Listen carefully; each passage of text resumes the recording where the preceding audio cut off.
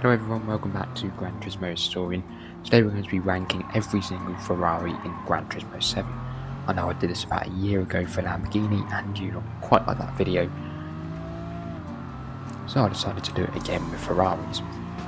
As usual, we're doing the same kind of tier, so D tier for bad cars, C tier for cars that just aren't great, B tier for cars that are alright I guess, A tier for cars that are pretty good but just not quite good enough to be in the S tier, and the S tier is reserved for the best of the best. Only a couple of cars in the S tier today, make a prediction of what they will be and see if you're right later in the video.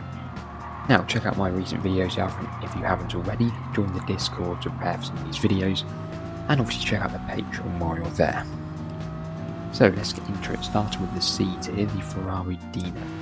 Now this is the entry level Ferrari. Now while it was never intended to be the best or the fastest Ferrari of its time, it's still a Ferrari at the end of the day. And because of this I can only put it in the C tier, so it has a 190 horsepower V6 engine. But due to some okay aerodynamics, it has a decent top speed of 146 miles per hour. On paper its stats are very similar to that of the 500 Mondial Coupe, which came nearly 20 years before. So in 20 years it hasn't got any faster, but it is a bit cheaper at just 359,000 credits. However, as you can see, it is actually slower around the track than many other cars of its period, and ironically due to some cars which came a lot earlier. That's around Monza, as you can see on screen. This is due to things such as bad brakes in Dino, and just generally being quite slow if I'm being honest. So the real reason is it doesn't really carry much speed through the corners, and as you can see when compared to other Ferraris from the 70s that are also much cheaper, it doesn't really perform well. So while this is a nice car to drive, and I do actually quite personally like it, it doesn't really have any redeeming factors, so for that reason I'd say it's kind of stuck in the C tier. Now the next car in the C tier is the Ferrari Testarossa from 1991 I believe. Now this car may come as a bit of a surprise I'm sure, but once I explain the reasoning I'm sure you'll understand and hopefully even agree. Now don't get me wrong, I do actually love this car, I think it's a really good looking car. But you've got to understand we're talking about Ferrari here, so like I mentioned earlier, the stakes are very high. When the Ferrari isn't performing great, even if it may only be not that great, it will still be at the bottom of the pile because the rest of the cars are simply so good. Now there's two main factors why this car is in the C tier. Now the first one is how it compares to its competitors. So I'd say the car's main competitors are the 1988 Lamborghini Countach, obviously from the rival manufacturer, and its kind of little brother, the also bigger brother, the Ferrari F40. And I'd say both these cars are what it should be comparing to. Now despite the Lamborghini literally having the aerodynamics of a shed, it is still faster than the Testarossa on the straights. And obviously to compare the Ferrari F40 speed to the Testarossa, it's an insult. The Testarossa tops out at 180 miles an hour, which isn't great, but it's not bad. But somehow the Countach can go up to 188 and the Ferrari obviously goes to 201. Because of this, it's unlikely to really take anything really on the straights.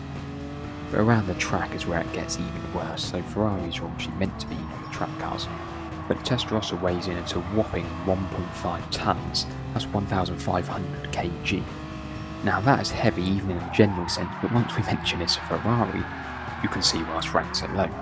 Now fun fact, this is actually the second heaviest Ferrari in the game, just being beaten by the much faster and in my opinion far superior F12, which we'll talk about a bit later.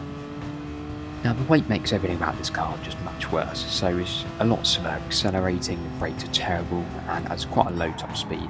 Now this means that its lap time is slower than cars with less horsepower and 20 years younger. Now this car does have a couple of redeeming factors though, it does look pretty cool as I mentioned earlier, and thanks to a 4.9 litre flat 12 it does make a really nice sound. Overall though this isn't really enough to save it and it is in the C tier. Now the next car in the C tier is the Ferrari 250 Berlinetta. Now this is an iconic car in real life and I have to confess I don't really know much about these kind of vintage kind of classic race cars, but it is the predecessor to the very iconic 200 or 250 GTO. But this car isn't exactly as good as that car. Now it's very expensive, being it's far too expensive for the average player to own, but unlike the 250 GTO it doesn't really have any reason that you'd want to purchase it or grind the hours upon hours to get it. And it isn't really a good car either, it's slower than the 500 Mondial Coupe, despite it being about 7 or 8 years newer. So overall not a great car and you won't really get much use out of this car anyway. There are better options even from Ferrari, so I'd say it's in C tier. And the final car in the C tier, no surprise here, will be the Ferrari Vision GT. Now, it's no surprise that the Vision GT yet again is at the bottom of the list. Now, this is actually quite a powerful Vision GT, having over 1000 horsepower, and I must confess, in comparison to all Vision GTs across all manufacturers, I don't think it's actually that bad, if I'm being completely honest. But compared to the rest of the Ferraris, obviously it's not great. But obviously it's not a very useful car because you are limited, and it's not a very interesting car or iconic to the brand because obviously it's not even a real car, so we'll say it's in the C tier for now. Don't worry, I don't hate the Vision GT enough to put it in the D tier.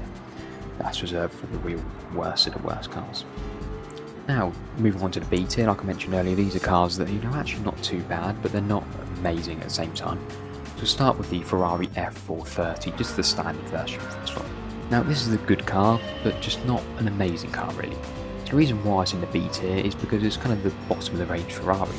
Like what the Dino was in the 70s, but this car is obviously just newer, and is actually slightly better than the Dino would have been, really. Now, when compared to the Enzo, the kind of closest competitor we have for Ferrari, it has a lot less power and it does cost a lot less, therefore kind of showing, it's the bottom of the range for Ferrari, if you will. Now, there isn't actually that much direct comparison in the game currently, so it's hard to rate. We also have one main rival in my opinion, Alfa Romeo 8C, so both these cars from the mid-2000s, both have Italian-made V8s and both only have 2 seats. Now from the surface, these two are very similar cars. They're even very similar in terms of their performance, 0 to 60 in around 4 seconds both of them, top speed around 180 miles an hour, obviously for both. They are built for different purposes though. The Ferrari is meant for the track, whereas the 8C is more of a kind of work of art. First time though, Ferrari is good, however it doesn't stack up very well against the faster and more affordable 4-seater saloon is the Alfa Romeo GT7, despite obviously being a saloon. If you want a cheap Ferrari that has a fantastic F1 gearbox and is alright to drive, then this isn't a bad car. But if you're looking for a car that is just simply fast, then I would look elsewhere, to be honest. Now, let me know whether you prefer this car or the 8C in the comments. Now moving on to another car in the B tier, one you've heard me mention previously. This is the 500 Mondial Pininfarina Coupe. This car actually surprised me. I was expecting a kind of slow Ferrari, very old, that handles terribly and costs millions. It's actually quite the opposite. So when I first drove this car, I noticed that it came equipped with sport tyres as standard. And it surprised me as many Ferraris from the 70s and even the 80s don't have these. That was quite a surprise. It was also faster than I thought in all fairness, despite having only 170 horsepower. It can accelerate to 60 very quickly, and due to its low weight, it can go all the way to 140 miles an hour. But due to the age of the car, I didn't really know what to compare it to, so I did the next best thing and compared it to the kind of Jaguar E-Type. And while it is slower than the E-Type, it's not by much actually, and they can achieve very similar 0 to 60 times, and obviously the Jaguar has a longer wheelbase, so that's why it has a slightly higher top speed. But considering the E-Type is nearly 10 years younger, I don't think the Ferrari held up that badly. Now, one thing I did notice about this car is it had severe wheel spin when coming out to the corners, so make sure to watch out for that one. It almost handled like a front-wheel drive car. Has a price of 2.7 million, I'm sure that's went up slightly since the script has been written. But when compared to other Ferraris of the period, I don't think that price is too bad really. Personally, I would recommend this car, it's very fun to drive and it being a lot different from mine and a lot of other people thought it would be. Also a car from the 1950s, so it does have that niche I guess. One surprising thing I found is that it's actually faster than many other Ferraris from the kind of 60s, 70s and 80s. And ironically, it's not that much slower than the Testarossa, which is from the 90s for goodness sake. But it's actually an alright car if I'm being honest. Had there been a bit more use for it in the game, I could personally see it being in the A tier, which is quite an achievement for this thing. But for now, I think the B tier is fine. Now, the next car in the B tier is a Ferrari 308. Now, this is kind of another bottom of the range Ferrari, but at least they actually tried with this car. This car kind of is the main rival to the Dino. There's a lot of articles online comparing it to. This car has a V8 as opposed to the Dino's pitiful V6 with an increase of 2.9 litres. This adds an extra 60 horsepower, which means that it can actually start to be competitive. Now, a more streamlined shape and a longer wheelbase, ironically using the Dino's chassis, further increases the top speed. Now, this car's got a lot quicker around the track too. Now, it's not quick by today's standards, and back then it may not have even been fast, but it does walk all over the Dino, and realistically that's its only job. Now, it's a lot cheaper, being nearly half the price of the Dino, therefore making it a lot easier to obtain, and that's why I actually have 2 of them. Now, it's a fun car to drive. If you haven't done so already, I do get some use out of it. However, it's not the best Ferrari from the 70s, we'll get to some of those later. But it's definitely an alright car, so I'll put it in the B tier. Now, the next car in the B tier is another car from the 70s, and that is the Ferrari 512. See, now we're talking about an actual proper Ferrari.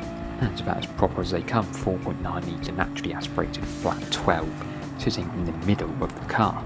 That splits out 354 horsepower, which may not sound like much, but back then in 1976 it was actually quite a lot. However, there is an issue preventing this car from being good in the game, and no, it isn't the price, as it only costs 284,000 credits, which is actually pretty good. Yes, you guessed it, the weight. Yet again, another Ferrari being let down by the weight. So, while it's not as heavy as a Testarossa, it would be quite difficult to achieve that. It still weighs an obese 1,400 kg. This is over 300 kilograms heavier than the Dino and the 308, which we just talked about. Surprisingly though, the weight didn't affect its performance much, being able to do 0 to 60 in just over 5 seconds, with a top speed of 188 miles an hour, which is actually faster than the a lot newer Testarossa. And what's even funny is that during the testing round Monza, I found this car's actually faster than the Testarossa. Now the times are on the screen for you to see for yourself and compare them all. Unfortunately, it isn't really iconic enough or kind of good enough to warrant being put into the A tier or the S tier, but I think the B tier isn't too bad. And I would advise you to actually obtain this car. It is very cheap and it isn't actually too bad, and I think it is actually quite a nice car, so I would recommend buying it. Now the next car in the B tier will be the Ferrari FXXK. So this car's kind of similar to the IDR and a lot of other cars where there's no denying they're fast. You know, they're some of the fastest cars we have in the game, and they are designed to be as fast as possible. The only thing preventing them is kind of the race car and road car aspects. There isn't really much race car races in GT7. You have the Group 3 and Group 4, Vision GT and the Formula race, but off the top of my head that's about it. So you're very limited in the use that these cars have. So this Ferrari FXXK probably won't really get you much, if any, use. Now, not denying it's a good car, it is, but you've got to understand it as an invitation to purchase it, and it won't get much use, but it is quite a good car, so I'd say overall it evens out to be in the B tier. Now the next car, or the next two cars I'm going to group together, and we'll say is the Group 3 and the Group 4 Ferrari 458. So I don't really know much about these two, because I don't really do much Group 3 and Group 4 races. I know that these cars aren't the best in their category, but I don't believe they're the worst either. I believe they are quite a handful to drive, but then I guess that makes them more fun. So unfortunately I don't really know what to say about these two cars, but other than if they're not good and they're not bad, I guess they deserve to be in the B tier then. So that wraps up the B tier now, we're getting into the A tier. Quite a lot of cars in the A tier, which is good, and obviously the A tier is reserved for cars that are actually quite good. Now we'll get straight into it with the Ferrari F430 Scuderia. Now this is a very new car, it only came out a matter of a week or two ago. I haven't really driven this car much if at all, so I don't really know much about it. But I know the standard F430 was an alright car, and this version strips away some of the added weight, adds a tiny bit more power and a few other upgrades. So naturally it's going to be a bit more competitive than the standard model, which is already an alright car. Now it's also a little bit newer and it does look a bit better in my opinion, so I think, you know, it deserves to be in the A tier. Bottom of the A tier though. Now the next car in the A tier will be the Ferrari 365 or the Daytona. Now, and I mentioned earlier that we'll be discussing some more Ferraris from the 70s, this is the car I was particularly on about. This is perhaps one of the most iconic Ferraris ever produced, and I'm pleased to say that it does feature in Gran Turismo 7. That is a Daytona variant of the Ferrari 365, which is the last front-engine V12 two-seater car produced before Enzo's death, and this format was only revived about 20 years later with the 550 Maranello. Sadly that car isn't in the game. You know, this is such a recognisable car, you know, that elegant streamlined body with a long bonnet made this car one of the most recognisable Grand Tours ever made. That wasn't just for looks though, this car rivaled the Lamborghini Miura for the spot for the world's fastest car at a top speed of 177 miles an hour. Not bad for 1971. Anyway, in GT7 it can be bought from the Legend dealership for 610,000 credits. This makes it slightly more expensive than the other Ferraris at the period, and even some of their newer cars, but when we're talking about Ferrari flagship models like the GTO and the F40, it's really not bad at all. When compared to its main rival the Lamborghini Miura, it's a lot cheaper. So while its use is limited, it is a perfect car for the historic classic car cup, and it is a car that I definitely recommend buying because of how good and how iconic it really is. A tier for sure. Now the next car in the A tier will be the Ferrari F12. Now this is quite an interesting car I'd say, and it's because it's not typical Ferrari. It prioritises straight line speed rather than being fast around the track. because this has a 6.3 litre V12 producing 730 brake horsepower, so it is very fast. However, as I mentioned earlier, it's the heaviest Ferrari we have in the game. That coupled with not great handling means that around the track it really isn't very fast. And it's actually slower around Monza than the Ferrari 458.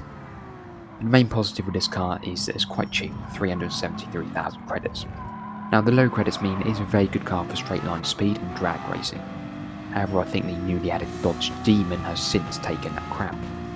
Anyway, I found that with some weight reduction and some better tyres, this car did get quite a lot of use, and it did prove to be quite successful, particularly in the more open kind of tracks. But if you haven't got it already, I would definitely buy this car, 80 for sure. Now another classic Ferrari we're talking about is the Ferrari 458 Italia. Now this is the ultimate Ferrari sports car, it's fast, handles well, sounds good, nice to look at, ticks a load of boxes here.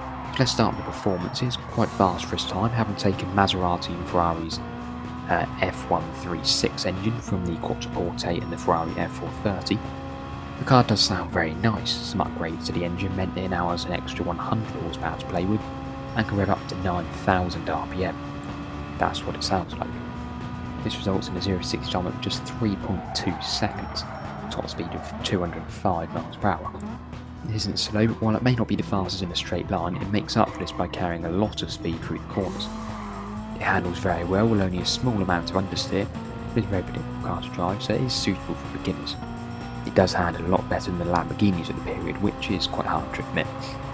It sounds very nice and is relatively cheap too. However, it is overshadowed by the newer and more powerful Ferrari F8, which I'll mention a bit later. Overall though, I would put this car in the A tier and I would recommend yet again that you buy this car. Now the next car is one of the most iconic Ferraris there are, and this is the Ferrari 330, which is of course the centre of the film Ford vs Ferrari, or rather the original Ford GT. Famously won the 24 Hours at Daytona on his first attempt, but was beaten by the Ford GT in the 24 Hours at Le Mans. Let's talk about the shape of this car. Now I think it's an incredibly good looking car, and the wheel arches really make it stand out, but it is also fast and practical. It has a 4 litre V12 naturally aspirated course which produces 448 brake horsepower. An aerodynamic shape meant this car can get to nearly 200 miles an hour. And a lightweight of 792 kg meant that this is very fast throughout the track. Now, unfortunately it doesn't get used much purely because of its age, but we must address the elephant in the room, and that is the price, which is 20 million credits. Now that is just simply too expensive. Even when using the best money making strategy in the game and assuming you get first place, that is still 12.5 hours of grinding. But if you are lucky enough to receive this car by a wheel spin or something like that, just know that you have a very iconic car. Now the 250 GTO, so if we're talking about iconic Ferraris, we can't forget the 250 GTO. While it's not as successful in racing as the 330, it definitely made its mark. Firstly by being a very recognisable car, 3 litre V12 which makes only 295 horsepower. The couple with lightweight means that it can be sort of competitive. I wish there was a vintage racing car series in GT7 to make use of some of these classic cars. Anyway, what this car is known for most is being the most expensive car in the world, or at one point anyway. In real life, an example sold for £52 million. In the game though, it's capped at 20 mil like the 330, but I'm sure if they could raise it, it would be more expensive. Once again, if you're lucky enough to get this car, then just know you have one of the most expensive cars in the world. Now the Ferrari GTO, but the normal GTO. Now announced by Enzo Ferrari himself, this was meant to be the ultimate race car for the road. It started life as a Ferrari 308, which you mentioned earlier, then he took most of that car out and replaced the whole thing. But this time with better materials. Now it has a 2.9 litre V8 with the same obviously as the 308, but it has twin turbos, and this engine was exclusive to this car. They managed to get just under 400 horsepower out of this thing. That combined with the low weight meant that this car was seriously fast. 0 to 60 in less than 5 seconds, a top speed of 190 miles an hour is, serious stuff. And the reason why this car was so special is because it was one of the flagship models. It's because it was a one-off car that didn't really fit into the rest of the series. Now because of this it was produced in limited numbers, 272 to be exact, with a price of around £80,000 or new today £325,000. In GT7 however it goes for 3.5 million. You can actually get some use out of this car and it may still be competitive, but due to its age it may fall behind a little bit. Definitely a fun and a unique car to use, there's no denying that, so in the A tier. Now, the penultimate car in the A tier is the Ferrari F50. Now, this car has been overlooked in favour of the F40 and the Enzo. It is still a flagship model itself, representing 50 years of Ferrari, hence the 50 name. However, it is still just as good, and I personally prefer it to those other cars. This car has the perfect balance of performance and handling. Due to good downforce, it can carry a lot of speed through the corners, and a powerful engine coupled with good aerodynamics makes it good on the straights. It can do 0 to 60 in just under 4 seconds with a top speed of above 200 miles an hour. Now, it may not be as fast as its main rivals, the McLaren F1 and the Jaguar XJ20 on the straights. It is a lot faster around the track, being able to compete from supercars that are even 15 years younger. Now, it is also a significant upgrade from his brother the Ferrari F40, being a bit faster. Unfortunately though, this isn't really iconic enough to be put into the S tier, as much as I do like this car. But if you are going to buy this car, which I would recommend, it is a very good car and you can use it. Quite an overlooked car, I feel, not very talked about in the GT circles. Yeah, very good car. Now, only breaking the rules a little bit and putting 2 cars in the final spot of the A tier, and they are going to be the Ferrari LaFerrari and the Ferrari Enzo. So these cars would both be in the S tier if it wasn't for one specific reason.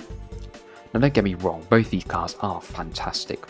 Let's start with the Enzo first.